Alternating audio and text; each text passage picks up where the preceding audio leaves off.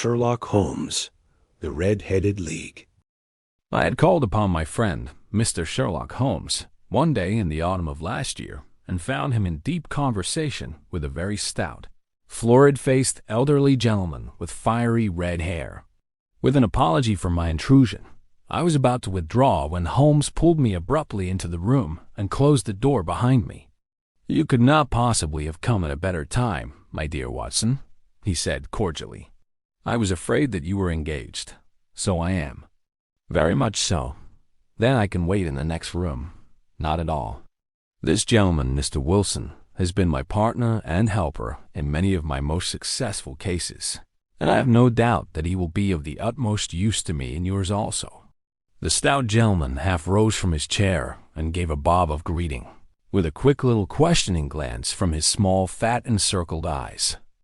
"Try the settee," said Holmes, relapsing into his armchair and putting his fingertips together, as was his custom when in judicial moods. "I know, my dear Watson, that you share my love of all that is bizarre and outside the conventions and humdrum routine of everyday life. You have shown your relish for it by the enthusiasm which has prompted you to chronicle, and, if you will excuse my saying so, somewhat to embellish so many of my own little adventures. Your cases have indeed been of the greatest interest to me," I observed. "You will remember that I remarked the other day, just before we went into the very simple problem presented by Miss Mary Sutherland, that for strange effects and extraordinary combinations we must go life itself, which is always far more daring than any effort of the imagination, a proposition which I took the liberty of doubting. You did, Doctor, but none the less you must come round to my view, for otherwise I shall keep on piling fact upon fact on you until your reason breaks down under them and acknowledges me to be right. Now, Mr. Jabez Wilson here has been good enough to call upon me this morning, and to begin a narrative which promises to be one of the most singular which I have listened to for some time. You have heard me remark that the strangest and most unique things are very often connected not with the larger, but with the smaller crimes, and OCCASIONAL, why indeed, where there is room for doubt whether any positive crime has been committed. As far as I have heard, it is impossible for me to say whether the present case is an instance of crime or not, but the course of events is certainly among the most singular that I have ever listened to. Perhaps, Mr. Wilson, you would have the great kindness to recommence your narrative.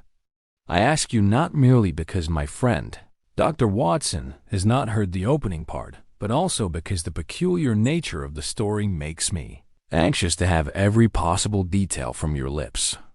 As a rule, when I have heard some slight indication of the course of events, I am able to guide myself by the thousands of other similar cases which occurred to my memory. In the present instance, I am forced to admit that the facts are, to the best of my belief, unique."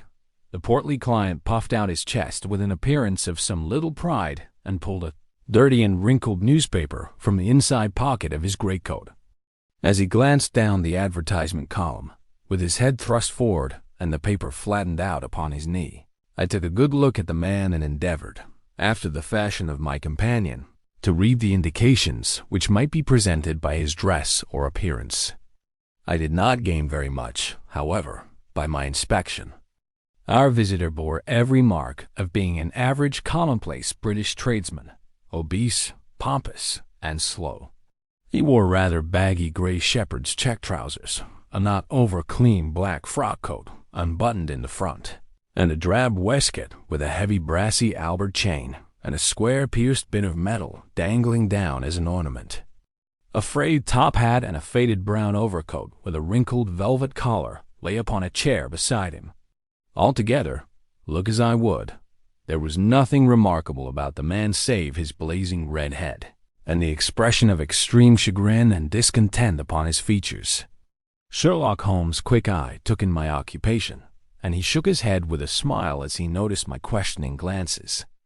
Beyond the obvious facts that he has at some time done manual labor, that he takes snuff, that he is a Freemason, that he has been in China, and that he has done a considerable amount of writing lately, I can deduce nothing else.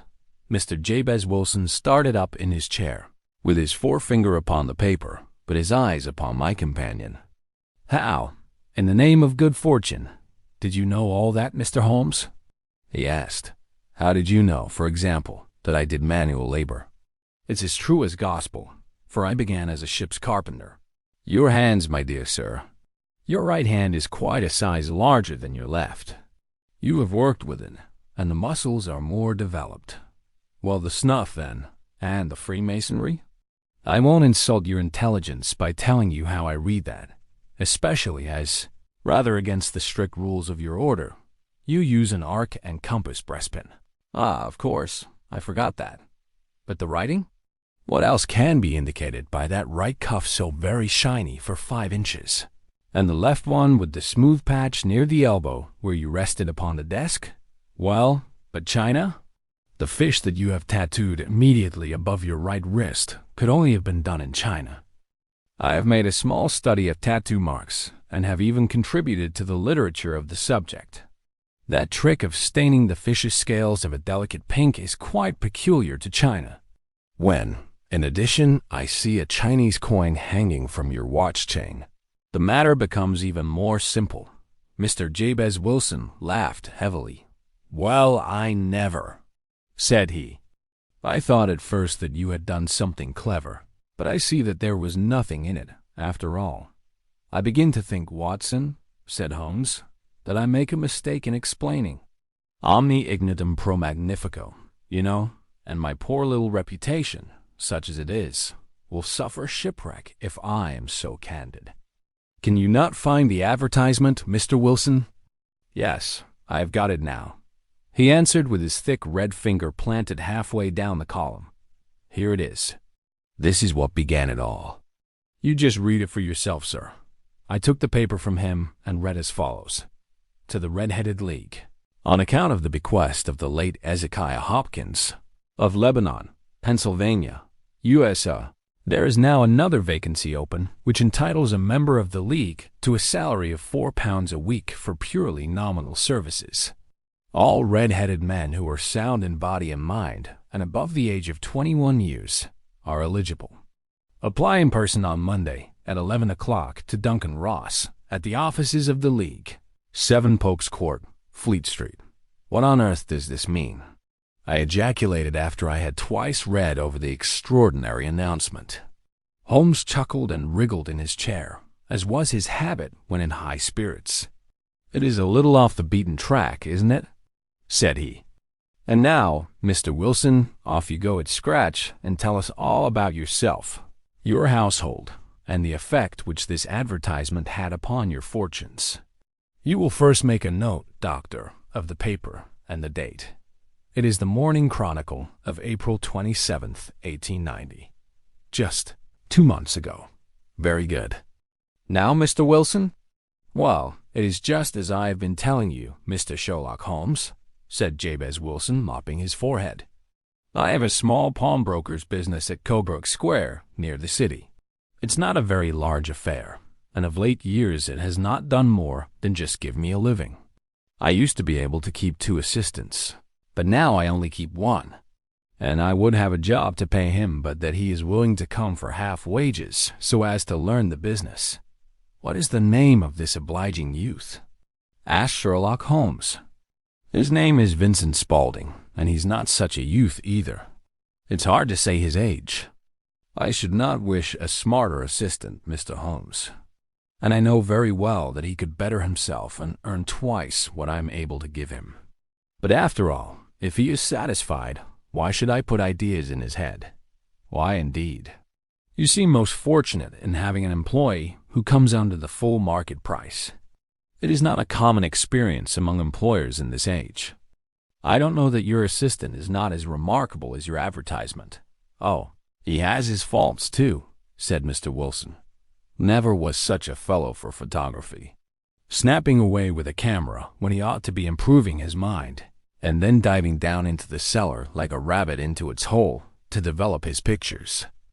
That is his main fault, but on the whole, he's a good worker. There's no vice in him. He is still with you, I presume?" "Yes, sir. He and a girl of 14, who does a bit of simple cooking and keeps the place clean.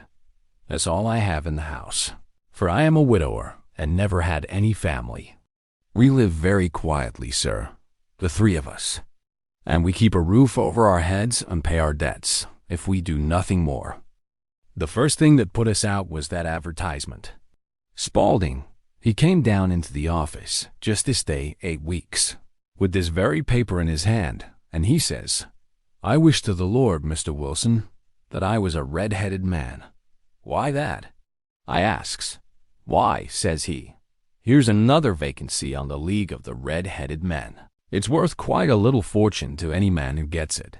And I understand that there are more vacancies than there are men, so that the trustees are at their wits' end what to do with the money. If my hair would only change color, here's a nice little crib all ready for me to step into." "Why, what is it then?" I asked.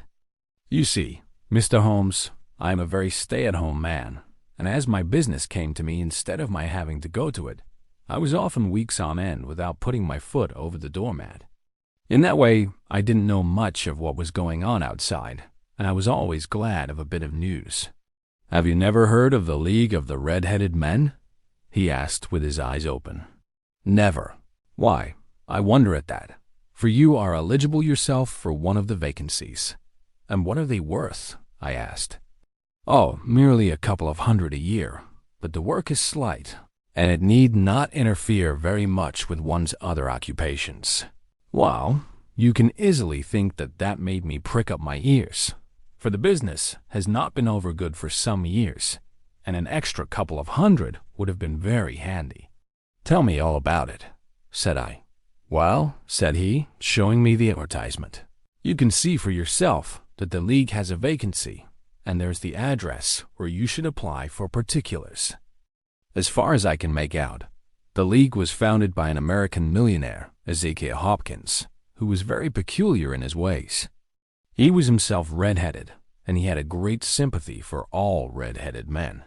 So when he died, it was found that he had left his enormous fortune in the hands of trustees, with instructions to apply the interest to the providing of easy berths to men whose hair is of that color. From all I hear, it is splendid pay, and very little to do." "But," said I, "there would be millions of red-headed men who would apply." "Not so many as you might think," he answered. "You see, it is really confined to Londoners and to grown men. This American had started from London when he was young, and he wanted to do the old town a good turn. Then, again, I have heard it is no use your applying if your hair is light red, or dark red, or anything but real bright, blazing, fiery red. Now, if you cared to apply, Mr. Wilson, you would just walk in. But perhaps it would hardly be worth your while to put yourself out of the way for the sake of a few £100. Now, it is a fact, gentlemen, as you may see for yourselves, that my hair is of a very full and rich tint, so that it seemed to me that if there was to be any competition in the matter, I stood as good a chance as any man that I had ever met. Vincent Spaulding seemed to know so much about it that I thought he might prove useful, so I just ordered him to put up the shutters for the day and to come right away with me. He was very willing to have a holiday, so we shut the business up and started off for the address that was given us in the advertisement. I never hope to see such a sight as that again, Mr. Holmes. From north, south, east, and west, every man who had a shade of red in his hair had tramped into the city to answer the advertisement. Fleet Street was choked with red-headed folk, and Pope's Court looked like a coster's orange barrow. I should not have thought there were so many in the whole country as were brought together by that single advertisement. Every shade of color they were straw, lemon, orange, brick, Irish setter, liver, clay. But, as Spaulding said, there were not many who had the real vivid flame-colored tint. When I saw how many were waiting, I would have given it up in despair, but Spaulding would not hear of it. How he did it I could not imagine, but he pushed and pulled and butted until he got me through the crowd, and right up to the steps which led to the office. There was a double stream upon the stair, some going up in hope, and some coming back dejected. But we wedged in as well as we could and soon found ourselves in the office. Your experience has been a most entertaining one, remarked Holmes as his client paused and refreshed his memory with a huge pinch of snuff. "Pray continue your very interesting statement." There was nothing in the office but a couple of wooden chairs and a deal table, behind which sat a small man with a head that was even redder than mine. He said a few words to each candidate as he came up, and then he always managed to find some fault in them which would disqualify them. Getting a vacancy did not seem to be such a very easy matter, after all. However, when our turn came, the little man was much more favorable to me than to any of the others, and he closed the door as we entered, so that he might have a private word with us. "This is Mr. Jabez Wilson," said my assistant, "and he's willing to fill a vacancy in the league." "And he's admirably suited for it," the other answered. "He has every requirement. I cannot recall when I have seen anything so fine." He took a step backward, cocked his head on one side, and gazed at my hair until I felt quite bashful. Then suddenly he plunged forward, wrung my hand, and congratulated me warmly on my success. "It would be injustice to hesitate," said he. "You will, however, I am sure, excuse me for taking an obvious precaution." With that he seized my hair in both his hands and tugged until I yelled with the pain.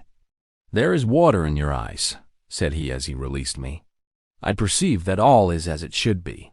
But we have to be careful, for we have twice been deceived by wigs and once by paint. I could tell you tales of cobbler's wax, which would disgust you with human nature." He stepped over to the window and shouted through it at the top of his voice that the vacancy was filled. A groan of disappointment came up from below, and the folk all trooped away in different directions until there was not a red head to be seen except my own and that of the manager. "My name," said he, "is Mr. Duncan Ross, and I am myself one of the pensioners upon the fund left by our noble benefactor." "Are you a married man, Mr. Wilson? Have you a family?" I answered that I had not. His face fell immediately. "Dear me," he said gravely, "that is very serious indeed. I'm sorry to hear you say that. The fund was, of course, for the propagation and spread of the redheads, as well as for their maintenance. It is exceedingly unfortunate that you should be a bachelor." My face lengthened at this, Mr. Holmes, for I thought that I was not to have the vacancy after all. But after thinking it over for a few minutes, he said that it would be all right. "In the case of another," said he, "the objection might be fatal. But we must stretch a point in favor of a man with such a head of hair as yours. When shall you be able to enter upon your new duties?" "Well, it is a little awkward, for I have a business already," said I. "Oh, never mind about that, Mr. Wilson," said Vincent Spaulding. "I should be able to look after that for you." "What would be the hours?" I asked. 10 to 2. Now a pawnbroker's business is mostly done of an evening, Mr. Holmes, especially Thursday and Friday evening, which is just before payday. So it would suit me very well to earn a little in the mornings. Besides, I knew that my assistant was a good man, and that he would see to anything that turned up. "That would suit me very well," said I. "And the pay is £4 a week, and the work is purely nominal." "What do you call purely nominal?" "Well, you have to be in the office, or at least in the building, the whole time. If you leave, you forfeit your whole position forever. The will is very clear upon that point." The Red-Headed League is dissolved. October 9th, 1890. You don't comply with the conditions if you budge from the office during that time. It's only 4 hours a day, and I should not think of leaving, said I. "No excuse will avail," said Mr. Duncan Ross. "Neither sickness nor business nor anything else. There you must stay or you lose your billet. And the work is to copy out the Encyclopedia Britannica. There is the first volume of it in that press. You must find your own ink, pens, and blotting paper, but we provide this table and chair. Will you be ready tomorrow?" "Certainly," I answered. "Then, goodbye, Mr. Jabez Wilson, and let me congratulate you once more on the important position which you have been fortunate enough to gain." He bowed me out of the room, and I went home with my assistant, hardly knowing what to say or do, I was so pleased at my own good fortune. Well, I thought over the matter all day, and by evening I was in low spirits again, for I had quite persuaded myself that the whole affair must be some great hoax or fraud, though what its object might be I could not imagine. It seemed altogether past belief that anyone could make such a will, or that they would pay such a sum for doing anything so simple as copying out the Encyclopedia Britannica. Vincent Spaulding did what he could to cheer me up, but by bedtime I had reasoned myself out of the whole thing. However, in the morning I determined to have a look at it anyhow, so I bought a penny bottle of ink, and with a quill pen and 7 sheets of foolscap paper, I started off for Pope's Court. Well, to my surprise and delight, everything was as right as possible. The table was set out ready for me, and Mr. Duncan Ross was there to see that I got fairly to work. He started me off upon the letter A, and then he left me. But he would drop in from time to time to see that all was right with me. At 2 o'clock he bade me good day, complimented me upon the amount that I had written, and locked the door of the office after me. This went on day after day, Mr. Holmes, and on Saturday the manager came in and planked down 4 golden sovereigns for my week's work. It was the same next week, and the same the week after. Every morning I was there at 10, and every afternoon I left at 2. By degrees Mr. Duncan Ross took to coming in only once of a morning, and then, after a time, he did not come in at all. Still, of course, I never dared to leave the room for an instant, for I was not sure when he might come, and the billet was such a good one, and suited me so well that I would not risk the loss of it. 8 weeks passed away like this, and I had written about abbots and archery and armor and architecture and Attica, and hoped with diligence that I might get on to the bees before very long. It cost me something in foolscap, and I had pretty nearly filled a shelf with my writings. And then suddenly the whole business came to an end. To an end? Yes, sir. And no later than this morning. I went to my work as usual at 10 o'clock, but the door was shut and locked, with a little square of cardboard hammered onto the middle of the panel with a tack. Here it is, and you can read for yourself. He held up a piece of white cardboard about the size of a sheet of notepaper. It read in this fashion: Sherlock Holmes and I surveyed this curt announcement and the rueful face behind it, until the comical sight of the affair so completely overtopped every other consideration that we both burst out into a roar of laughter. I cannot see that there is anything very funny, cried our client, flushing up to the roots of his flaming head. If you can do nothing better than laugh at me, I can go elsewhere. No, no, cried Holmes, shoving him back into the chair from which he had half risen. I really wouldn't miss your case for the world. It is most refreshingly unusual. But there is, if you will excuse my saying so, something just a little funny about it. Pray, what steps did you take when you found the card upon the door? I was staggered, sir. I did not know what to do. Then I called at the offices round, but none of them seemed to know anything about it. Finally, I went to the landlord, who was an accountant living on the ground floor, and I asked him if he could tell me what had become of the Red-Headed League. He said that he had never heard of any such body. Then I asked him who Mr. Duncan Ross was. He answered that the name was new to him. Well, said I, the gentleman at No. 4. What, the red-headed man? Yes. Oh, said he, his name was William Morris. He was a solicitor, and was using my room as a temporary convenience until his new premises were ready. He moved out yesterday. Where could I find him? Oh, at his new offices. He did tell me the address. Yes, 17 King Edward Street, near St. Paul's. I started off, Mr. Holmes, but when I got to that address, it was a manufactory of artificial kneecaps, and no one in it had ever heard of either Mr. William Morris or Mr. Duncan Ross. And what did you do then? Asked Holmes. I went home to Saxe-Coburg Square, and I took the advice of my assistant. But he could not help me in any way. He could only say that if I waited I should hear by post. But that was not quite good enough, Mr. Holmes.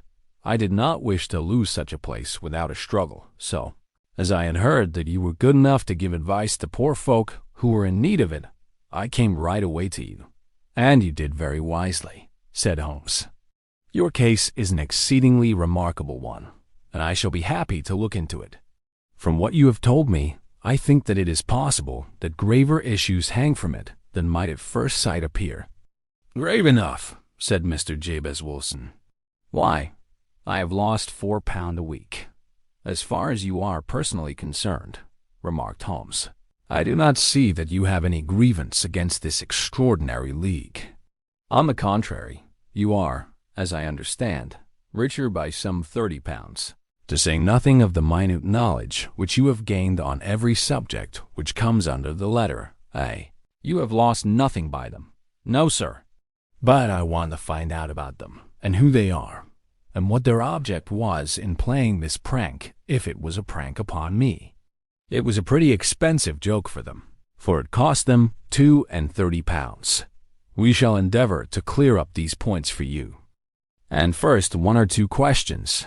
Mr. Wilson, this assistant of yours who first called your attention to the advertisement, how long had he been with you?" "About a month, then." "How did he come?" "In answer to an advertisement." "Was he the only applicant?" "No, I had a dozen." "Why did you pick him?" "Because he was handy and would come cheap, and half wages, in fact." "Yes. What is he like, this Vincent Spaulding?" "Small, stout-built, very quick in his ways, no hair on his face, though he's not short of 30. Has a white splash of acid upon his forehead." Holmes sat up in his chair in considerable excitement. "I thought as much," said he. "Have you ever observed that his ears are pierced for earrings?" "Yes, sir. He told me that a gypsy had done it for him when he was a lad." "Hum," said Holmes, sinking back in deep thought. "He is still with you?" "Oh, yes, sir. I have only just left him." "And has your business been attended to in your absence?" "Nothing to complain of, sir. There's never very much to do of a morning." "That will do, Mr. Wilson. I shall be happy to give you an opinion upon the subject in the course of a day or two. Today is Saturday, and I hope that by Monday we may come to a conclusion." "Well, Watson," said Holmes when our visitor had left us, "what do you make of it all?" "I make nothing of it," I answered frankly. "It is a most mysterious business." "As a rule," said Holmes, "the more bizarre a thing is the less mysterious it proves to be. It is your commonplace, featureless crimes which are really puzzling, just as a commonplace face is the most difficult to identify. But I must be prompt over this matter." "What are you going to do, then?" I asked. "To smoke," he answered. "It is quite a three-pipe problem, and I beg that you won't speak to me for 50 minutes." He curled himself up in his chair, with his thin knees drawn up to his hawk-like nose, and there he sat with his eyes closed and his black clay pipe thrusting out like the bill of some strange bird. I had come to the conclusion that he had dropped asleep and indeed was nodding myself, when he suddenly sprang out of his chair with the gesture of a man who has made up his mind and put his pipe down upon the mantelpiece. "Sarsate plays at the St. James's Hall this afternoon," he remarked. "What do you think, Watson? Could your patient spare you for a few hours? I have nothing to do today. My practice is never very absorbing. Then put on your hat and come. I am going through the city first, and we can have some lunch on the way. I observe that there is a good deal of German music on the program, which is rather more to my taste than Italian or French. It is introspective, and I want to introspect. Come along."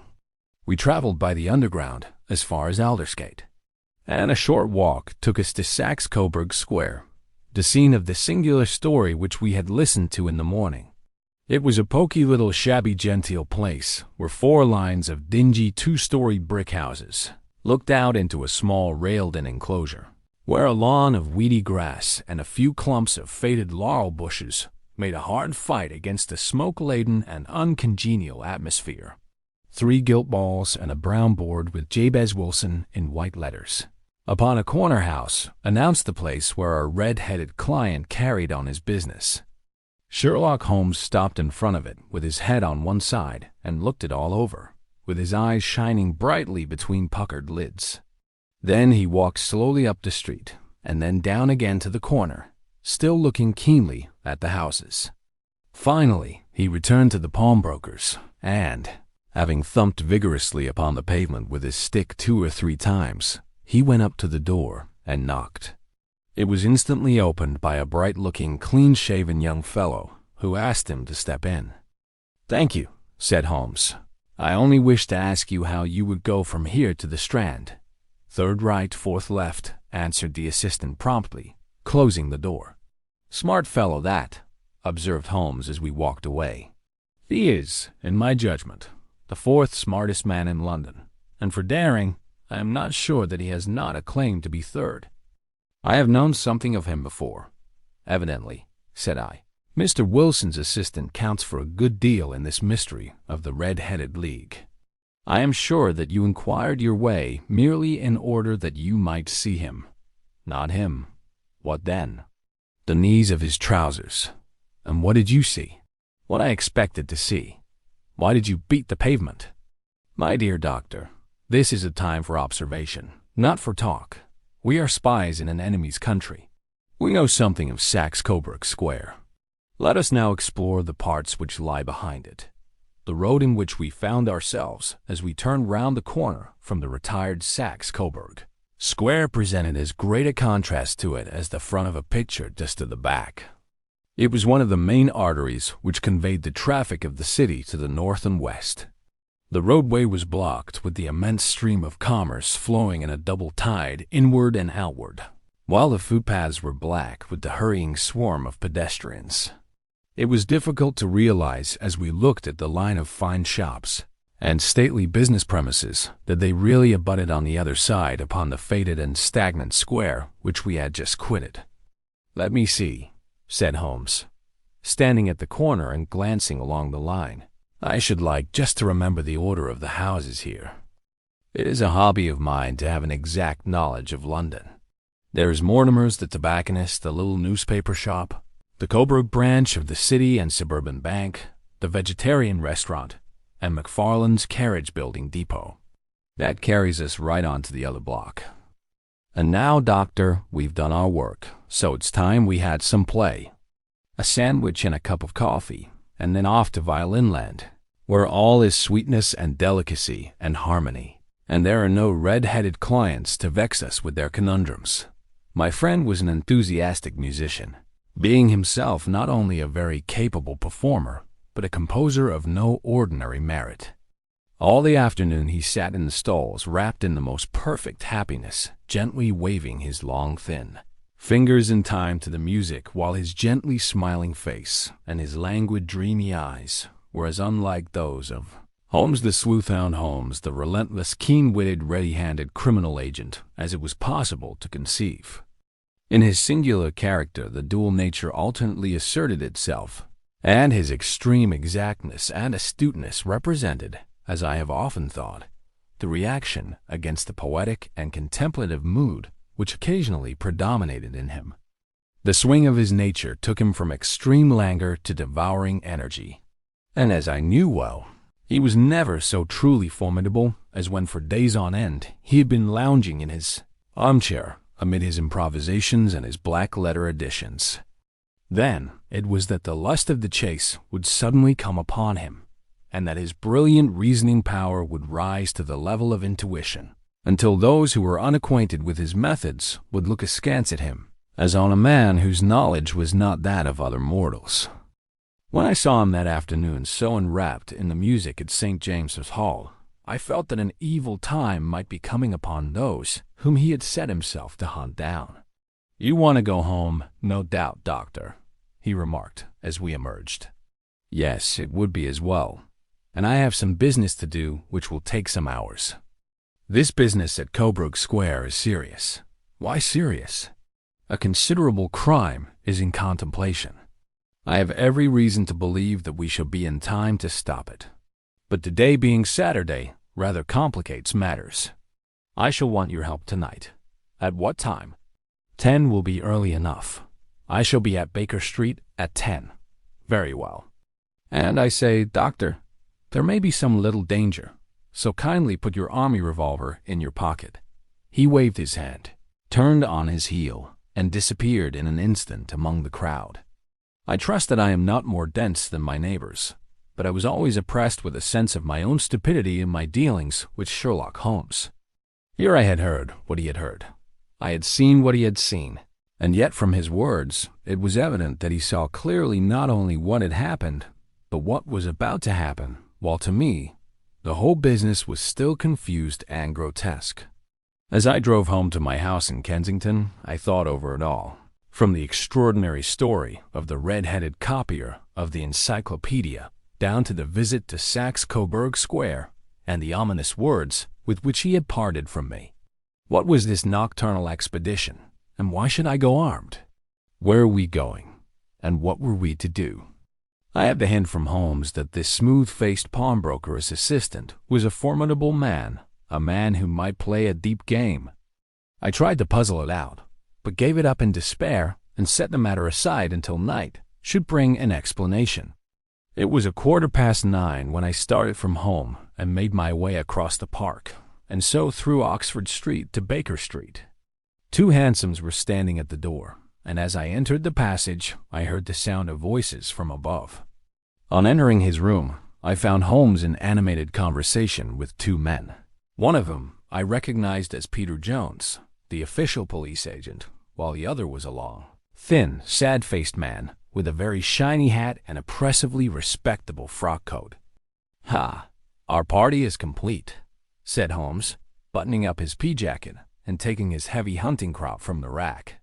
"Watson, I think you know Mr. Jones of Scotland Yard? Let me introduce you to Mr. Merryweather, who is to be our companion in tonight's adventure. We're hunting in couples again. Doctor, you see," said Jones in his consequential way, "our friend here is a wonderful man for starting a chase. All he wants is an old dog to help him to do the running down. I hope a wild goose may not prove to be the end of our chase," observed Mr. Merryweather gloomily. "You may place considerable confidence in Mr. Holmes, sir," said the police agent loftily. "He has his own little methods, which are, if you won't mind my saying so, just a little too theoretical and fantastic, but he has the makings of a detective in him. It is not too much to say that once or twice, as in that business of the Sholto murder and the Augur treasure, he has been more nearly correct than the official force." "Oh, if you say so, Mr. Jones, it is all right," said the stranger with deference. "Still, I confess that I miss my rubber. It is the first Saturday night for 27 years that I have not had my rubber."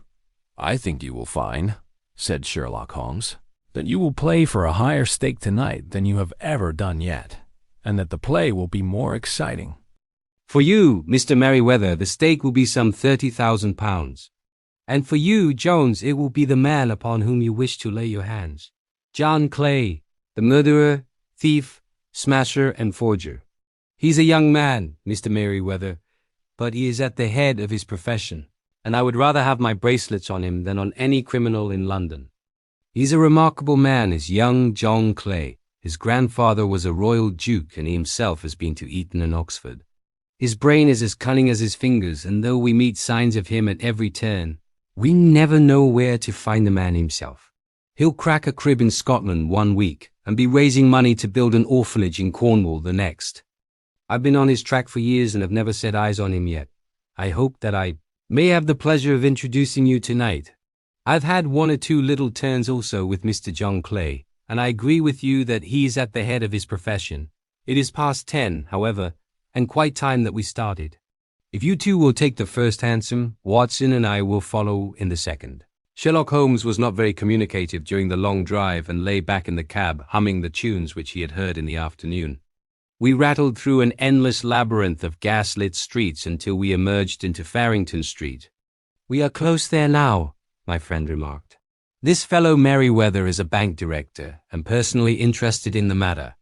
I thought it as well to have Jones with us also. He is not a bad fellow, though an absolute imbecile in his profession. He has one positive virtue. He is as brave as a bulldog and as tenacious as a lobster if he gets his claws upon anyone. Here we are, and they are waiting for us. We had reached the same crowded thoroughfare in which we had found ourselves in the morning. Our cabs were dismissed, and Following the guidance of Mr. Merryweather, we passed down a narrow passage and through a side door, which he opened for us. Within there was a small corridor, which ended in a very massive iron gate. This also was opened and led down a flight of winding stone steps, which terminated at another formidable gate. Mr. Merryweather stopped to light a lantern and then conducted us down a dark, earth-smelling passage, and so, after opening a third door, into a huge vault or cellar, which was piled all round with crates and massive boxes.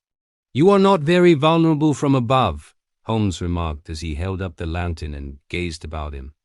"Nor from below," said Mr. Merryweather, striking his stick upon the flags which lined the floor. "Why, dear me, it sounds quite hollow," he remarked, looking up in surprise. "I must really ask you to be a little more quiet," said Holmes severely. "You have already imperiled the whole success of our expedition. Might I beg that you would have the goodness to sit down upon one of those boxes and not to interfere?" The solemn Mr. Merryweather perched himself upon a crate with a very injured expression upon his face, while Holmes fell upon his knees upon the floor, and with the lantern and a magnifying lens began to examine minutely the cracks between the stones. A few seconds sufficed to satisfy him, for he sprang to his feet again and put his glass in his pocket. "We have at least an hour before us," he remarked, "for they can hardly take any steps until the good pawnbroker is safely in bed. Then they will not lose a minute, for the sooner they do their work, the longer time they will have for their escape. We are at present, Doctor, as no doubt you have divined, in the cellar of the city branch of one of the principal London banks. Mr. Merryweather is the chairman of directors, and he will explain to you that there are reasons why the more daring criminals of London should take a considerable interest in the cellar at present. It is our French gold," whispered the director. "We have had several warnings that an attempt might be made upon it." "Your French gold?" "Yes. We had occasion some months ago to strengthen our resources and borrowed for that purpose 30,000 Napoleons from the Bank of France. It has become known that we have never had occasion to unpack the money, and that it is still lying in our cellar. The crate upon which I sit contains 2,000 Napoleons packed between layers of lead foil. Our reserve of bullion is much larger at present than is usually kept in a single branch office, and the directors have had misgivings upon the subject, which were very well justified," observed Holmes. "And now it is time that we arranged our little plans. I expect that within an hour matters will come to a head. In the meantime, Mr. Merryweather, we must put the screen over that dark lantern. And sit in the dark? I am afraid so. I had brought a pack of cards in my pocket, and I thought that, as we were a partie carry, you might have your rubber after all. But I see that the enemy's preparations have gone so far that we cannot risk the presence of a light. And, first of all, we must choose our positions. These are daring men, and though we shall take them at a disadvantage, they may do us some harm unless we are careful. I shall stand behind this crate, and do you conceal yourselves behind those. Then, when I flash a light upon them, close in swiftly. If they fire, Watson, have no compunction about shooting them down." I placed my revolver, cocked, upon the top of the wooden case behind which I crouched. Holmes shot the slide across the front of his lantern and left us in pitch darkness, such an absolute darkness as I have never before experienced. The smell of hot metal remained to assure us that the light was still there, ready to flash out at a moment's notice. To me, with my nerves worked up to a pitch of expectancy, there was something depressing and subduing in the sudden gloom and in the cold, dank air of the vault. "They have but one retreat," whispered Holmes. "That is back through the house into Saxe-Coburg Square. I hope that you have done what I asked you, Jones. I have an inspector and 2 officers waiting at the front door. Then we have stopped all the holes. And now we must be silent and wait." What a time it seemed! From comparing notes afterwards, it was but an hour and a quarter. Yet it appeared to me that the night must have almost gone and the dawn be breaking above us. My limbs were weary and stiff, for I feared to change my position. Yet my nerves were worked up to the highest pitch of tension, and my hearing was so acute that I could not only hear the gentle breathing of my companions, but I could distinguish the deeper, heavier in breath of the bulky Jones from the thin, sighing note of the bank director.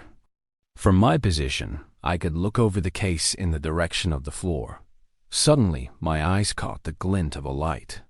At first, it was but a lurid spark upon the stone pavement. Then it lengthened out until it became a yellow line, and then without any warning or sound, a gash seemed to open, and a hand appeared. A white, almost womanly hand which felt about in the center of the little area of light. For a minute or more the hand, with its writhing fingers, protruded out of the floor. Then it was withdrawn as suddenly as it appeared, and all was dark again save the single lurid spark which marked a chink between the stones. Its disappearance, however, was but momentary. With a rending, tearing sound, one of the broad, white stones turned over upon its side, and left a square, gaping hole, through which streamed the light of a lantern. Over the edge there peeped a clean-cut, boyish face, which looked keenly about it, and then, with a hand on either side of the aperture, drew itself shoulder-high and waist-high, until one knee rested upon the edge.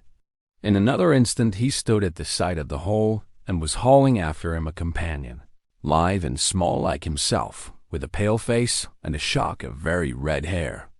"It's all clear," he whispered. "Have you the chisel and the bags? Great Scott! Jump, Archie, jump, and I'll swing for it." Sherlock Holmes had sprung out and seized the intruder by the collar.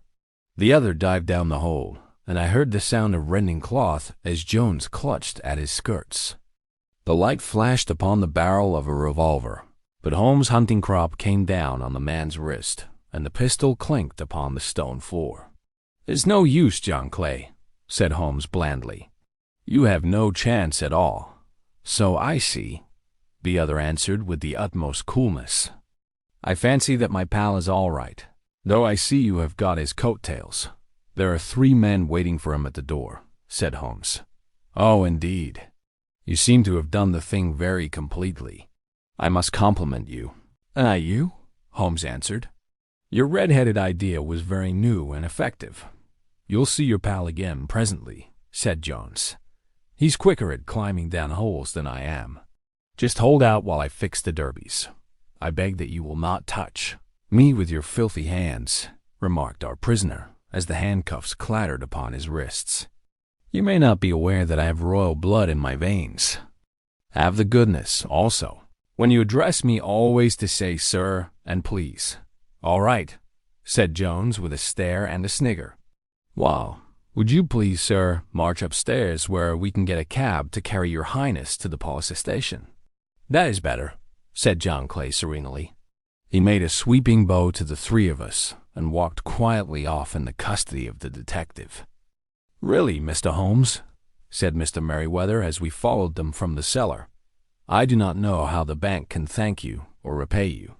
There is no doubt that you have detected and defeated in the most complete manner one of the most determined attempts at bank robbery that have ever come within my experience. I have had 1 or 2 little scores of my own to settle with Mr. John Clay," said Holmes. "I have been at some small expense over this matter, which I shall expect the bank to refund. But beyond that, I am amply repaid by having had an experience which is in many ways unique, and by hearing the very remarkable narrative of the Red-Headed League.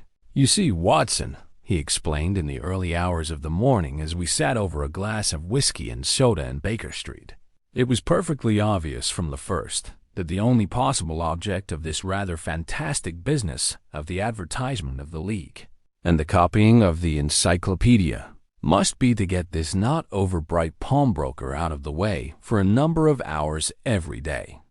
It was a curious way of managing it, but really it would be difficult to suggest a better. The method was no doubt suggested to Clay's ingenious mind by the color of his accomplice S. hair. The £4 a week was a lure which must draw him, and what was it to them, who were playing for thousands? They put in the advertisement. One rogue has the temporary office. The other rogue incites the man to apply for it, and together they manage to secure his absence every morning in the week. From the time that I heard of the assistant having come for half wages, it was obvious to me that he had some strong motive for securing the situation. But how could you guess what the motive was? Had there been women in the house, I should have suspected a mere vulgar intrigue. That, however, was out of the question. The man's business was a small one, and there was nothing in his house which could account for such elaborate preparations and such an expenditure as they were at. It must, then, be something out of the house. What can it be? I thought of the assistant's fondness for photography and his trick of vanishing into the cellar. The cellar! There was the end of this tangled clue. Then I made inquiries as to this mysterious assistant and found that I had to deal with one of the coolest and most daring criminals in London. He was doing something in the cellar, something which took many hours a day for months on end. What could it be, once more? I could think of nothing save that he was running a tunnel to some other building. So far, I had got when we went to visit the scene of action. I surprised you by beating upon the pavement with my stick. I was ascertaining whether the cellar stretched out in front or behind. It was not in front. Then I rang the bell, and, as I hoped, the assistant answered it. We have had some skirmishes, but we had never set eyes upon each other before. I hardly looked at his face. His knees were what I wished to see. You must yourself have remarked how worn, wrinkled, and stained they were. They spoke of those hours of burrowing. The only remaining point was what they were burrowing for. I walked round the corner, saw the City and Suburban Bank abutted on our friend's premises, and felt that I had solved my problem. When you drove home after the concert, I called upon Scotland Yard and upon the chairman of the bank directors, with the result that you have seen. And how could you tell that they would make their attempt tonight? I asked. Well, when they closed their league offices, that was a sign that they cared no longer about Mr. Jabez Wilson's presence. In other words, that they had completed their tunnel. But it was essential that they should use it soon, as it might be discovered, or the bullion might be removed. Saturday would suit them better than any other day, as it would give them 2 days for their escape. For all these reasons, I expected them to come tonight. You reasoned it out beautifully, I exclaimed in unfeigned admiration. It is so long a chain, and yet every link rings true. It saved me from ennui, he answered, yawning. Alas, I already feel it closing in upon me. My life is spent in one long effort to escape from the commonplaces of existence. These little problems help me to do so. And you are a benefactor of the race, said I. He shrugged his shoulders. Well, perhaps, after all, it is of some little use, he remarked. L'homme c'est rien l'ouvre c'est tout, as Gustave Flaubert wrote to George Sand.